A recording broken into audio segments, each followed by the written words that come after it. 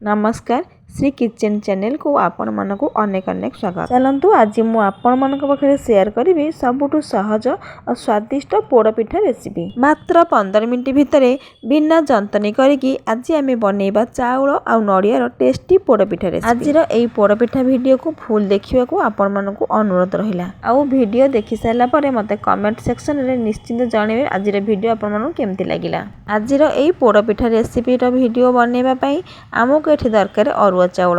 ये देखंतु अरुआ चाउल को मु 5 ରୁ 6 घंटा बतुरेकी रखी। मुझे अरुआ चाउल को गोटे ग्लास मापिकी नहीं। चाउल ये भल भाव बतुरवा दरकार।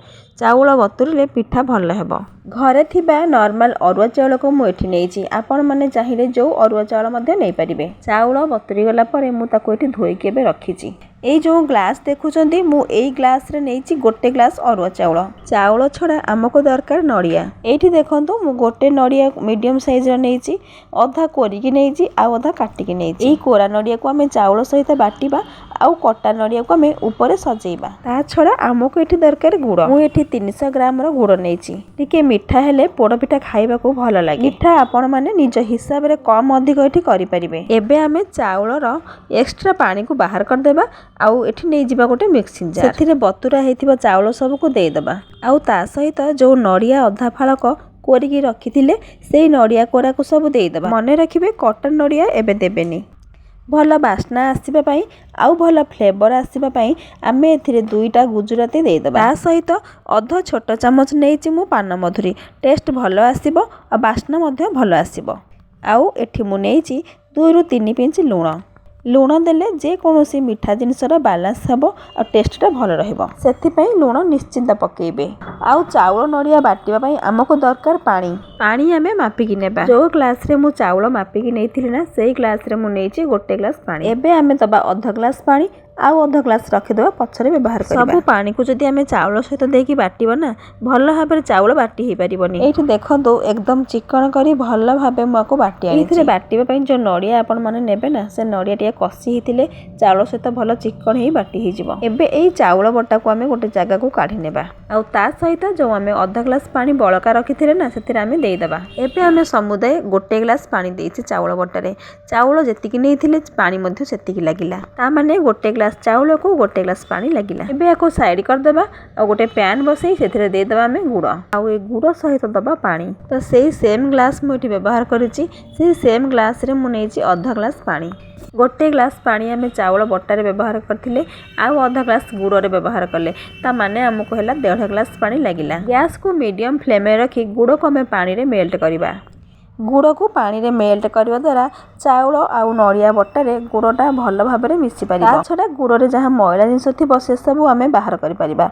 देखो तो गुड़ हमर भल भाबे मेल्ट हेई गलानी। एबे गैस रा फ्लेम को ऑफ कर देबा। एई गरमा गरम गुड़ पानी को नै आमे बैटर रे दबा माने चाउल नड़िया बटारे दबा। गुड़ पानी को आमे सेमती दबानी गोटे छणा माध्यम रे हम तो छाणी की देबा जहा फल रे गुड़ रे थिबा जो मैला अंश बाहर जिवो। गुड़ पानी को चाउल बटारे दे सारला पर ताको भल भाबे संगे संगे गोळी नेबा। नहले गरम गुड़ पानी चाउल बटारे मिसला मात्रे सेटा गेटा धरिबो। चलंतु जिबा नेक्स्ट स्टेप को। एठी मु व्यवहार करिछि 5 लिटर प्रेशर कुकर।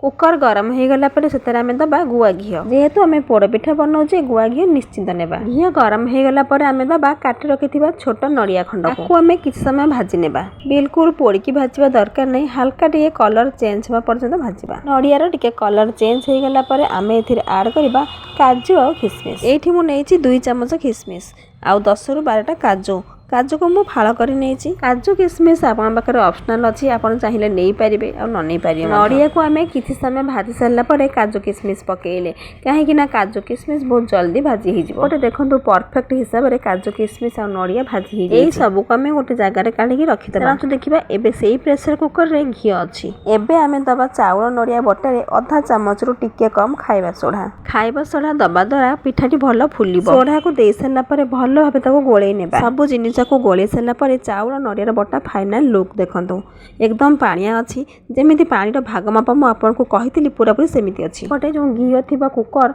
गरम हो धूआं बाहर से समय आम चाउल बटा को देदेव मन रखु जिते चाउल नड़िया बटाटा कुकर देवे से कुकरटा बहुत गरम हवा दरकार एबे आम ए दबा भाजी रखी नड़िया काजू किशमिश एबे आम यह कभर करवा कभर दे सारापर हुइसिल को काढ़ीदेवा हुइसिल एथरे किसी दरकार नहीं प्रथमे आम ए गैस फ्लेम को हाई करदेवा 1.5 मिनट पर्यंत हाई रखी सारा पर गैस फ्लेम को आम लो टू मीडियम फ्लेम रखा आपको आम छाड़ा 15 मिनट पर्यंत कुक हम 15 मिनट पर मुझे देखा हुइसिल पटू केमी स्पीड रे स्टीम बाहर एमती 15 मिनट कुक है आम गैस फ्लेम को बंद करके कुकर को आम 5 ରୁ 6 मिनट पर्यंत ठंडा होगा छाड़ देखो 6 ରୁ 7 मिनट हो गलानी एबे देखो मु तार कभर काढ़ी पिठा केमती परफेक्ट होती पिठा को छुईला बेलू देखो हाथ में केमती लगुनि सुखिला लगुच आपण मैंने चाहिए छुरी साहाय्य कि टूथपिक साहाय्य मझे टी हाथ में देखिए से सीझी कि नहीं जब न सीझी थाए मैंने आउ थे बसई पारते एवं आम पिठा को भल भाव ठंडा करवा